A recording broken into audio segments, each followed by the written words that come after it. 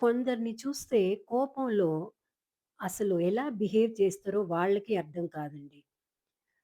Anger is just one letter short of danger అంటుంటారు.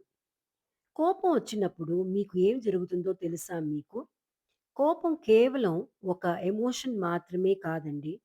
మీ శరీరంలో జరిగే ఒక యుద్ధం లాంటిది.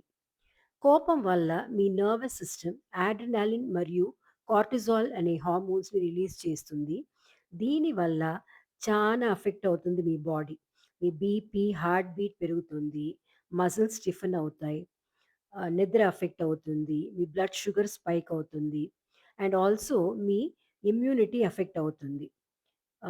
యాంగర్ వల్ల మీ ఆలోచన శక్తి తగ్గిపోతుంది కంప్లీట్‌గా.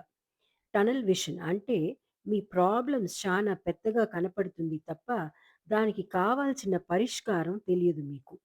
ఆ సమయంలో మీరు తీసుకునే నిర్ణయాలు మోస్ట్ ఆఫ్ ద టైమ్స్ తప్పవుతుంది. ఆన్ ద హోల్ మీ బాడీ స్ట్రెస్ మోడ్‌కి వెళ్ళిపోతుంది.